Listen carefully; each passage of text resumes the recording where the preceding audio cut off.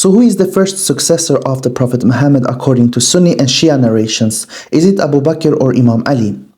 Now before I go into the Sunni and Shia narrations in regard to this matter, I will briefly describe why it is good to adhere to the correct chosen successor, or rather I should say why it is important. But I do not mean it in a threatening way. Rather, if one is able to search for oneself the guide to adhere to of the Prophet Muhammad, then that would be good upon oneself. Imagine the case of Prophet Muhammad. If we adhere to someone else than Prophet Muhammad under the time the Prophet lived, we would not be guided in accordance to Islam. Likewise, if we do not adhere to the correct guide, the correct successor of the Prophet Muhammad, we will go astray from the religion, since the correct authority is the one who teaches us about the Prophet and his way of living. And since a successor and not two has been chosen of the Prophet Muhammad, it is definitely essential to follow the chosen one rather than the one who is not chosen.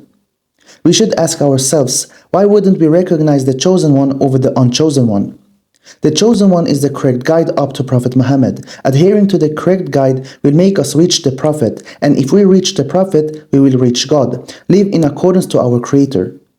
If Prophet Muhammad tells us to follow person X, then we should adhere to person X and not someone else. There is a narration within Sunni sources that mentions if we do not bind ourselves with the Imam of our time or recognize who this person is, then it is as if we die a death of ignorance. Sahih Muslim 1851a.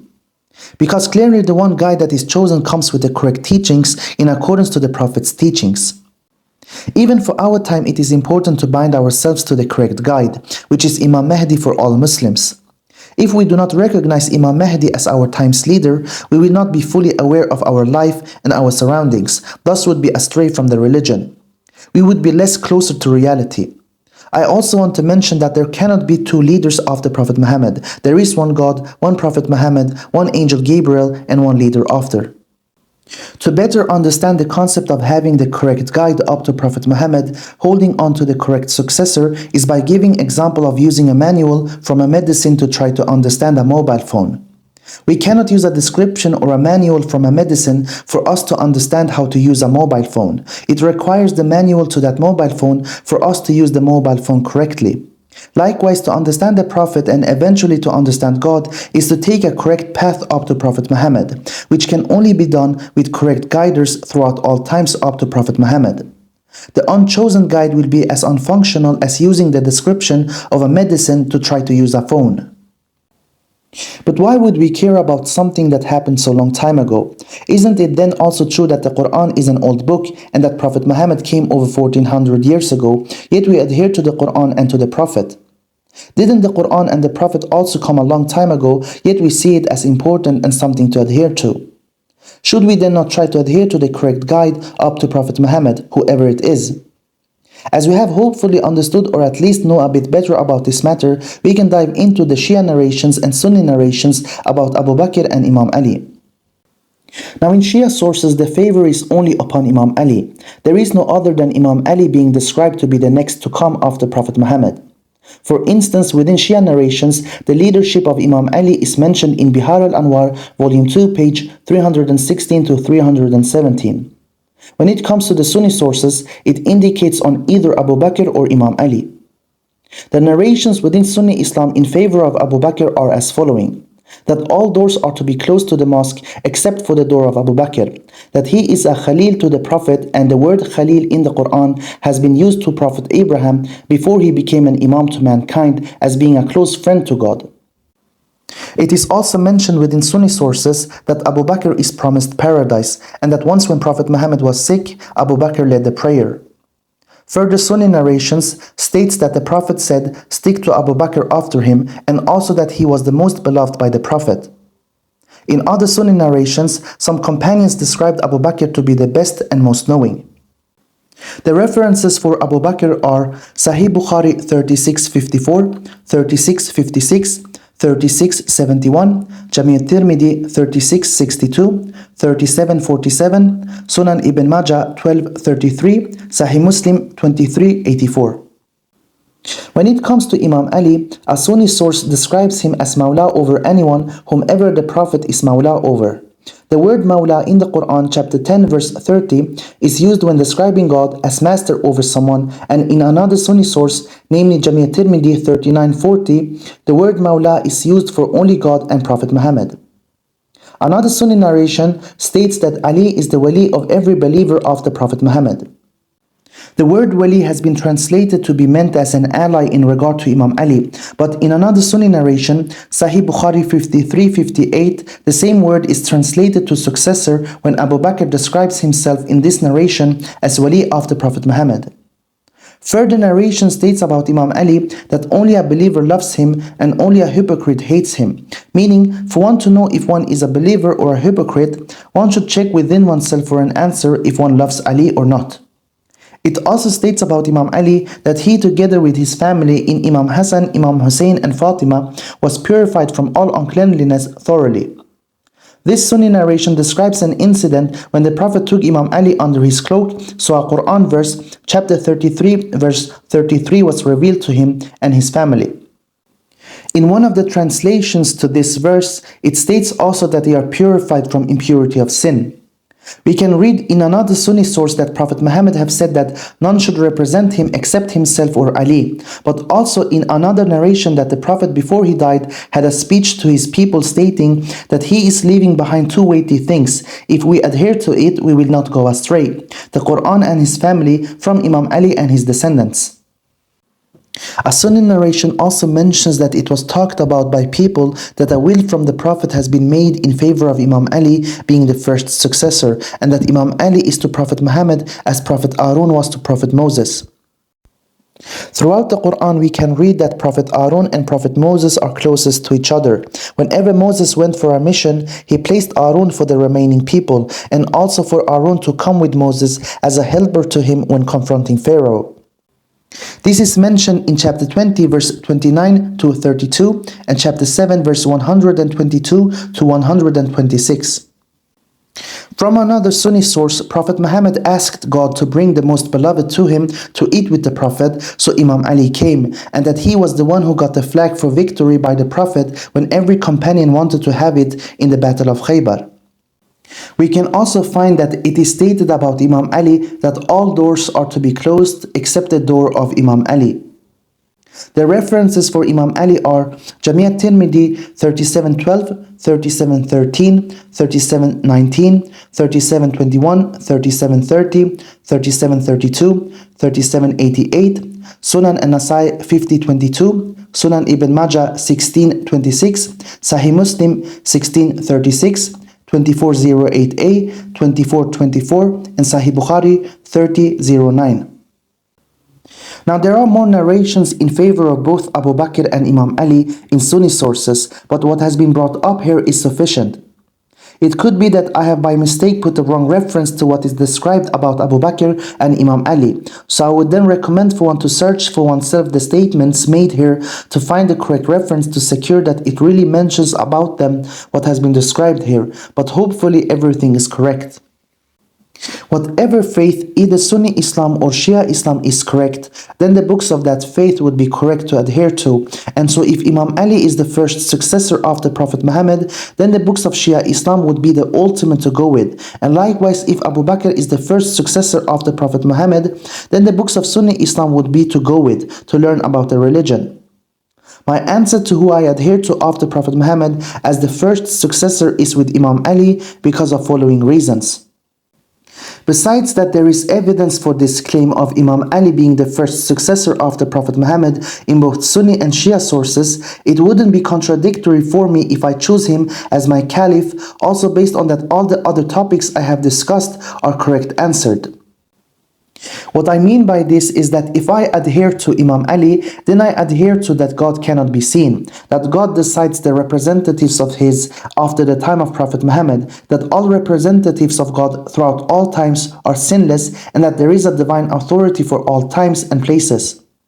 Meanwhile, if I choose Abu Bakr as my caliph, firstly, it is not documented within all sources, but only one source, meaning only within Sunni Islam. Even they're not as clear for the Sunni narrations in favor of Imam Ali. And secondly, it would mean that I adhere to that God can be seen, that people can decide the affair of leadership and successorship, and that not all of God's representatives are sinless, but also that the successors of the Prophet Muhammad are political leaders rather than divine authorities, which I cannot within me go with.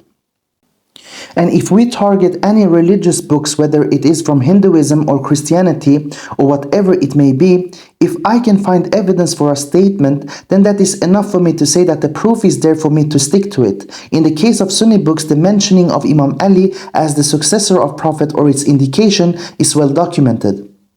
Now within Sunni narrations, when I put the narrations in favor of Imam Ali and the narrations in favor of Abu Bakr side by side, I would for me come to the conclusion of Imam Ali being the next successor, because as for Abu Bakr, it states that all doors are to be closed except the door of Abu Bakr, but for Imam Ali it is mentioned the same. It mentions about Abu Bakr that he is the most beloved within Sunni books, while for Imam Ali the same. In a Sunni narration, it mentions that Abu Bakr is promised paradise, but it also states so about Imam Ali. For Abu Bakr, it states when the Prophet was sick, Abu Bakr led the prayer, but about Imam Ali in history for both Sunni Muslims and Shia Muslims, it is documented that years before the Prophet spread the religion to anyone, he spread it among his family members first, in which Imam Ali and Khadija are part of, and were the first Muslims and the first to pray with the Prophet. Besides, a companion of the Prophet named Bilal was one who always made the adhan. This is mentioned in Sahih Bukhari 603, a mighty position, but didn't get to be a caliph for this. To lead a prayer does not indicate leadership after, if not by word stating one is the leader after. The only issue of a narration I would see within Sunni books is that it states about Abu Bakr that the Prophet said through the words of a companion in Hudayfa to stick with Abu Bakr after, but of three reasons I can secure for me the leadership of Imam Ali within Sunni Islam, and that is for the Prophet before his death in Sunni sources also mentioning that he chose the Quran and his family in Imam Ali and his descendants to adhere to after him so that we do not go astray, but also that it states about Imam Ali that none should represent the Prophet except himself or Ali. It is even mentioned about Imam Ali in Sunni books that a will has been made in favor of Imam Ali as being the first successor. So if it could be stated about Abu Bakr to stick with him after in Sunni sources, so it can definitely be said the same about Imam Ali in Sunni sources, and even more accurate within my analysis as presented. And this, by the way, is clear and more accurate in favor of Imam Ali without me bringing up here the Sunni narrations mentioning about Imam Ali as authority over those the Prophet is authority over with the word Mawla, that the Prophet has said Imam Ali is the successor of every believer after him with the word Wali, and that Imam Ali has been purified by God from every uncleanliness, which is stated so in chapter 33 verse 33 and in Sahih Muslim 24:24. All uncleanliness aims at not only physical dirt, because then this verse would not have come down for such small purpose, but all uncleanliness also includes spiritual, mental and thought-wise. Which companion besides Imam Ali except his sons in Imam Hassan and Imam Hussein that are included in this verse and narration has been mentioned such about that one is purified from all uncleanliness? No one at all. It is only for Imam Ali, Imam Hassan, Imam Hussein and Fatima. So why not adhere to one who is infallible? Would you go to someone that has been described as sinless and infallible, or someone who can sin and is not infallible? But all of this is not necessary to bring up, since it is sufficient with what is narrated about Imam Ali that we should adhere to him after the Prophet so we do not go astray, and more accurate and clear when the word successor and leadership is mentioned about him, in which these words are not by the Prophet mentioned about Abu Bakr in Sunni narrations. The second reason for me to secure the leadership of Imam Ali in regard to the narration of the Prophet stating stick to Abu Bakr is that the narration of Hudayfa stating that the Prophet said stick to Abu Bakr after goes against the words of Umar in authentic Sunni sources when Umar mentions that the Prophet did not choose a successor in Jami' at-Tirmidhi 22:25. Umar is for Sunni Islam the second caliph, the second best companion after Abu Bakr. So if I was a Sunni Muslim, I would adhere to his words over Hudayfa's words, who is less of status than Umar. Thus it becomes according to Sunni Islam that the narration of Hudayfa cannot be reliable. And history also shows this because an incident in Saqifa has taken place where most of the companions of the Prophet went for a meeting directly after the Prophet's death to choose the next successor. So we have, according to Umar's words in Sunni narrations, that the Prophet did not choose a successor, but also Sunni narrations and history showing that most of the companions chose Abu Bakr after a long discussion. The question I ask myself, since this incident is documented in Sunni narrations and history, if the Prophet according to Sunni Islam really stated that Abu Bakr is after him, then why would there be discussion and election after between people if this matter is already decided by the Prophet? If it is stated by the Prophet that we should stick to Abu Bakr, why are most of the companions discussing this matter, being in dispute as it is mentioned in the narration? Because in Musnad Ahmad 391, it is mentioned that most of the companions or those involved discussed and quarreled with each other until someone got chosen, something that is described within the narration as the greatest problem they have encountered, to choose someone among them.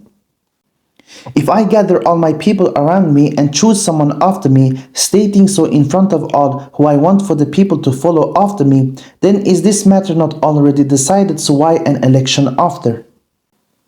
As for the third reason to why I adhere to Imam Ali over Abu Bakr in regards to the Sunni narration that suggests Abu Bakr to be someone to adhere to, is that since it is evidence within both Sunni Islam and Shia Islam that Imam Mahdi is for our time as a guide to mankind, chosen by God for our time, and that he is a descendant from Prophet's family through Imam Ali and Fatima, then I can understand from Prophet's last words before his death in adhering to his family in Imam Ali and his descendants is definitely more true for me, which is mentioned in Sahih Muslim 2408a. Imam Mahdi comes from Imam Ali, Fatima and Prophet Muhammad. This is mentioned in Sunan Abi Dawud 4284 and Sunan Abi Dawud 4285. He is the last guide and Imam Ali the first within my analysis, a chain of leaders in God's way from Imam Ali until Imam Mahdi. I can see a connection between the Sunni narration of Prophet Muhammad choosing his family and our time's guide coming from Prophet's family, so that the words are true for me that we should adhere to Imam Ali as the first caliph. If Imam Mahdi, who is from Prophet's family, is the last guide, then is it not true that Imam Ali from Prophet's family is the first? It is mentioned within Musnad Ahmad 773 that if it was only one day left of this world, God would send a man from the Prophet's household to bring peace and justice. So a time after Prophet Muhammad are times for Prophet Muhammad's family to be sent by God. Everything is connected from the Sunni narration that states to adhere to Prophet's family after, so we do not go astray, to that Imam Mahdi is from the descendant of Imam Ali and Fatima, coming to our time, and to this narration in Musnad Ahmad stating that leaders over mankind comes from Prophet's family only after him. So a time after Prophet Muhammad are times only for Prophet Muhammad's family as successors and leaders, no one else. All the puzzle pieces falls into place when we read from Sahih Muslim 2408a that we should adhere to the Quran and Prophet's family in Imam Ali and his descendants so that we do not go astray. Then for us to read that Imam Mahdi is from the Prophet's family through Imam Ali, which is mentioned in Sunan Abi Dawud 4282, coming to our time, which is mentioned in Sunan Abi Dawud 4285, connected with the Sunni Hadith Musnad Ahmad 773 that guides to mankind after Prophet Muhammad is only for Prophet's family, no one else. Going back to the Sunni narrations in favor of both, even if I compare the Sunni narrations about Imam Ali in regard to the Sunni narrations about Abu Bakr, stating that Imam Ali did this, but Abu Bakr also did this, I will still see the truth in Imam Ali for me. For instance, Sunni sources mentions that all doors are to be closed except Imam Ali's door, but also is it mentioned that all doors are to be closed except Abu Bakr's door. A Sunni narration, as we have seen, states that Imam Ali is the most beloved, while the same is true for Abu Bakr in Sunni sources. Further mentioning is that Imam Ali is promised paradise according to Sunni Islam, but so is Abu Bakr.